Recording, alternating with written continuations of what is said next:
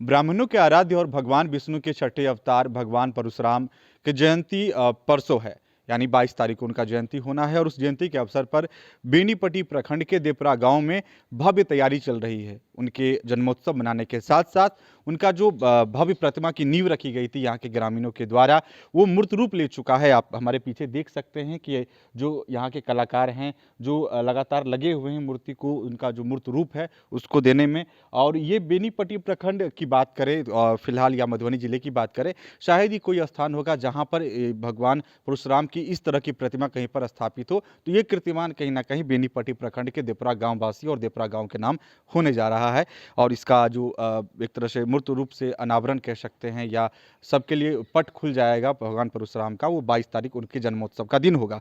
हमारे साथ अजय जी हैं और अधिवक्ता रोबिन झा जी भी हैं। अजय झा का सोच था, उनकी सोच की वजह से आज ये मूर्त रूप ले रहा है। ये पहले शहर में रहते थे, शहर में रह करके इनकी सोच आई कि क्यों नहीं हमारे गांव में भी इस तरह का होना चाहिए कि जो हमारे ब्राह्मण के आराध्य हैं परशुराम जी, उनकी प्रतिमा बनाई जाए, ताकि जो जागरूकता और साथ साथ धर्म के प्रति जो लगाव है वो सभी का बना रहे, इस गांव के लोगों का बना रहे। उनकी सोच को गांव लेकर के पहुंचते हैं और गांव के लोग उस चीज़ का स्वागत करते हैं। और मूर्त रूप के रूप में आप सामने देख सकते हैं कि भगवान परशुराम की प्रतिमा बन चुकी है। आपका अजय जी सबसे पहले BNN न्यूज़ के प्लेटफॉर्म पे स्वागत है। सबसे पहला सवाल, ये सोच आया कैसे?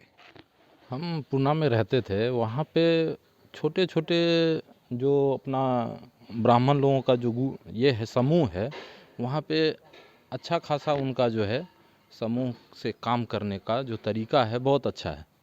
और वो अपना जो उनका मुद्दा रहता है वो एक प्लेटफॉर्म पे रखते हैं और उसका सुलझाते हैं उसको सब लोग बैठ के। तो हमारे समाज में भी बहुत सारा मुद्दा है जिसको हम बैठ के एक जगह बात कर सकते हैं कि हाँ भाई इसको कैसे अच्छा किया जाए।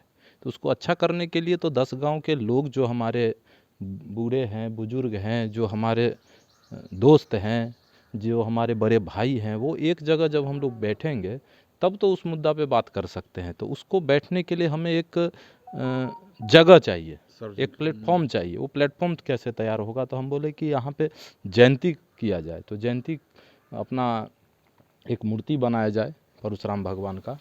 जो परशुराम भगवान का जब हम मूर्ति बनाएंगे तो हम एक दिन डिसाइड कर लेंगे कि हाँ भाई इस दिन परशुराम भगवान का जन्मोत्सव मनाएंगे और हम लोग यहाँ पे मिलेंगे। 10 गांव के 20 गांव 25 गांव जहाँ तक हम लोग पहुँच सकते हैं वहाँ तक पहुँच के जो ब्राह्मण लोग हैं, हमारे भाई हैं, बहन, जितने लोग हैं उनको यहाँ पे लाया जाए और उनको एक प्लेटफॉर्म पे बैठ के बात किया जाए।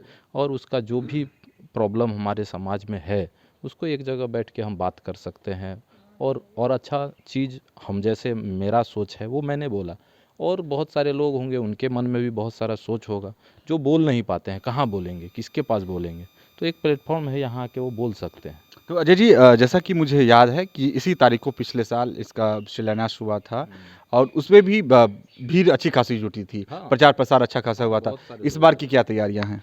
इस बार भी हम लोग लगभग 500,000 लोगों को बुलाने के लिए हम लोग कार्ड वगैरह दे रहे हैं। जहाँ तक हो आप लोगों के माध्यम से भी बताने का कोशिश कर रहे हैं। और ऐसे तो सभी लोग जानते ही हैं, उनको पता था, अगले साल जो आए थे उनको पता है कि इस साल ये कंप्लीट होने वाला है और मूर्ति। किसी किसी बड़े आयोजन या किसी बड़ी चीज़ को जब आप ठानते हैं, कोई भी सामाजिक स्तर पर हो या व्यक्तिगत स्तर पर हो, समस्या आती है, चुनौतियाँ आती है, क्या कोई समस्या चुनौतियों का भी सामना करना पड़ा? ग्रामीणों का सहयोग रहा? पूरे ब्राह्मण समाज, पूरे मैथिल समाज का सहयोग है। और अगल बगल के जो 10 गांव के जो बूढ़े बुजुर्ग हैं वो जहाँ भी हमें अभी भी मिलते हैं, पहले तो मुझे ज़्यादा लोग जानते नहीं थे लेकिन अभी मुझे बुला के पूछते हैं कि आपने ये काम किया, कहाँ से आपको प्रेरणा मिली। तो हम यही बोलते हैं कि हाँ अभी जो हो रहा है वो सबके लिए हो रहा है। इसमें जो आर्थिक खर्च हुआ है उसका आर्थिक खर्च हुआ है वो सभी लोगों ने मिलके किया है। सामूहिक सहयोग। सामूहिक सहयोग से जो भी है सब सामूहिक ही है। जैसा कि इंटरव्यू से पहले आपसे जब बात हो रही थी तो आप ये बता रहे थे कि जैसे ब्राह्मण समुदाय के जो कुछ आर्थिक रूप से कमज़ोर रहते हैं, जो अपने बाल बच्चों का मुंडन या ऑपरेशन करने के लिए हाँ, दूसरी जगह पर जाते हैं, उनको एक विकल्प के तौर पर इसका हम ये सोच रहे थे कि हम इसको एक ट्रस्ट के रूप में ले जाएं। और जब इसका एक ट्रस्ट बना लेंगे तो यहाँ पे एक सामूहिक मुंडन, सामूहिक मुंडन, उपनयन, कन्यादान, इसका हम लोग एक ट्रस्ट बना के वहाँ तक इसको लेके जाया जाए। तो हम समझेंगे कि हाँ हमारा कार्य जो है वो सही दिशा में जा रहा है। तो रॉबिन जी भी हमारे साथ हैं, यहाँ के ग्रामीण हैं, स्थानीय हैं, भली भांति समझ रखते हैं गांव की सामाजिकता को। रॉबिन जी, जो होने जा रहा है, आपका गांव एक तरह से के कीर्तिमान बना रहा है इस इलाके में। पहली बार ऐसा होने जा रहा है कि भगवान परशुराम की प्रतिमा किसी गांव में इतनी बड़ी स्थापित हुई है। परसों इसका शिलान्यास भी हो जाएगा। कैसा मतलब महसूस कर रहे हैं? बहुत अच्छा महसूस हो रहा है। और हर साल जो है अक्षय तृतीया की तिथि में ही भगवान परशुराम के जन्मोत्सव मनाया जाता है। हमारे यहाँ गांव में पिछले साल भूमि पूजन हुआ था और शिलान्यास हुआ था भगवान परशुराम के लिए। और ये एक साल में पूर्ण रूप से भगवान का प्रतिमा तैयार हो गया है। और इस वर्ष दोनों काम, जन्मोत्सव और उद्घाटन, मूर्ति का अनावरण, ये दोनों एक ही साथ किया जा रहा है, जिससे बहुत सारे लोग यहाँ आए हैं और ये इतने बड़े उत्सव में शामिल होकर के इसका जो है उचित फल प्राप्त करेंगे वो लोग। तो आप बीएनएन न्यूज़ के प्लेटफॉर्म के माध्यम से आमंत्रित करना चाहेंगे? हाँ, हम सभी लोग को हकार देना चाहते हैं, जितने मिथिलांचल के वासी हैं, और भगवान परशुराम के जन्मोत्सव और भगवान के ये उद्घाटन में आने के लिए हम सभी लोगों से हकार दे रहे हैं कि निश्चित रूप से वो आवे और यहाँ आकर के देखे कि ये भगवान परशुराम की प्रतिमा, और इस पूरे इलाका में ही मुझे नहीं लगता है कि मधुबनी ज़िला में अभी तक कहीं बना हुआ है। यहाँ पहला है ये मधुबनी ज़िला का, और यहाँ ज़रूर आवे। और ये 22 तारीख को है और हर साल ये अक्षय तृतीया के दिन ही ये मनाया जाता है जन्मोत्सव। इसलिए सभी लोगों से निवेदन है कि निश्चित रूप से यहाँ पहुँचे कालका स्थान प्रांगण में, देवपुरा में। हमारे साथ एक स्थानीय मनीष जी हैं, जो कि भली बात इस मंदिर के विकास और खास करके जो ये प्रयोजन था भगवान परशुराम की प्रतिमा को स्थापित करना, शिलान्यास और अब मूर्ति का अनावरण होने जा रहा है, उनको इन्होंने भली बात देखा है। मनीष जी, कैसी तैयारी रही है और जो प्रचार प्रसार रहा है या इन्विटेशन रहा है, कार्ड बांटने की प्रक्रिया रही है या कहीं पर अनाउंसिंग भी हो रही है, तो कैसा चल रहा है इस चीज़ को लेकर? सबसे पहले अहाँ बीएनएन न्यूज़ के हम धन्यवाद देबऽ चाहै छी जे अहाँ सब एलहुँ। और हम सब अगिला बेर सेहो एकर 3 मई के शुभारंभ केने रहिए। सोचैत रहिए 4-5 साल से सब अपना अपना समाज के लेल मेहनत करैया, लड़ैया। हमहूँ सब सोचलहुँ अपना समाज के कतहु एकत्रित करी, तैँ अगिला बेर 3 मई के हमसब शुरुआत केलहुँ। आ ओहि बेर अहूँ के न्यूज़ जे अइ हमरा पूरा बढ़िआँ सहयोग केलथि। और एहि बेर जे छै हम देवपुरा के मानैत चारू साइड 10-10 गाम चारू साइड लेबै तऽ सौंसे कार्ड हम वितरण केलहुँ। उम्हर परजवारि हुए, नवटोली, धजौरी, जरैल, नवटोली, बेनीपट्टी, जौगैत, जते चारू साइड गाँव अइ, अकौर, दुर्गौली, सब गाँव से करीब 15-20 आदमी के पहुँचता। आ बढ़िआँ बढ़िआँ आदमी सब जते जे गाँव पर रहै छै सब अता। और विशेष जे की कहू, पूरा तैयारी बेहतर छै।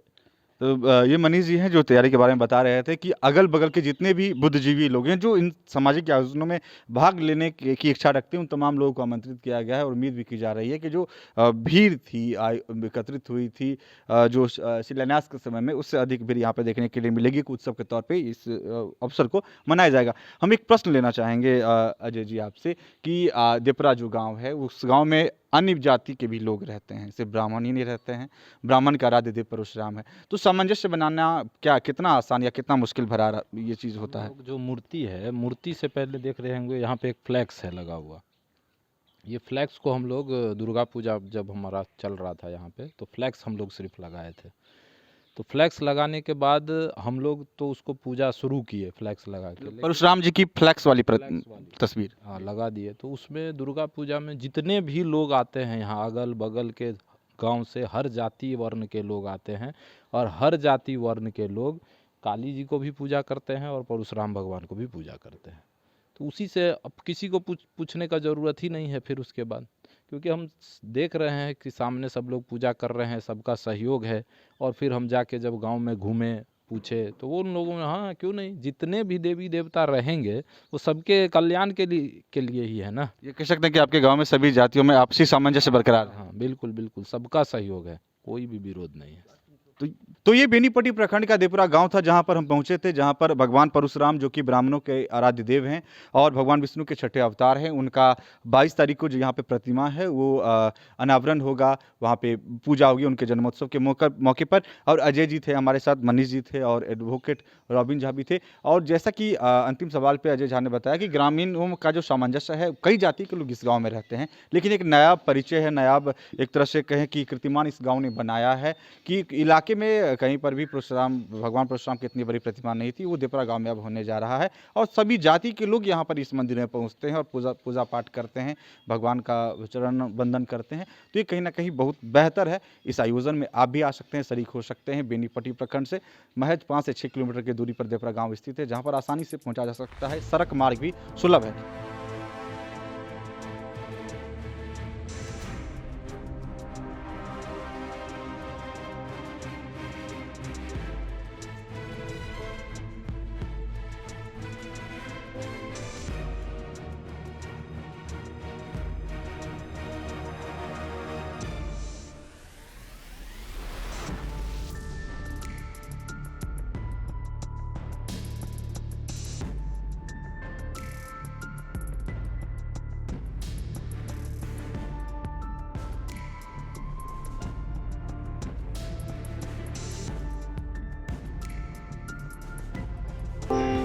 अरे पापा, सुबह सुबह इतनी ध्यान से क्या पढ़ रहे हैं? अरे बेटा, वो आज बजट आया है ना, तो बस उसी के बारे में देख रहे हैं कि क्या क्या बदलाव आया है। और कहाँ चले इतनी सुबह सुबह तैयार होकर? वो थोड़ा काम आ गया था तो दरभंगा जाना पड़ेगा। वैसे कैब बुक कर ली है तो गाड़ी जो है ना कभी भी आती है। अरे गाड़ी से जो जाएगा तो खर्चा नहीं बैठेगा बहुत? अरे बाबूजी, देश का बजट कैसा भी हो, लेकिन आर्या गो हमेशा हमारे बजट में ही रहता है। अब कभी भी सहरसा से दरभंगा या दरभंगा से सहरसा जाना हो तो बुक करो सिर्फ आर्या गो, वो भी मात्र 1699 रुपए में। नियम एवं शर्तें लागू।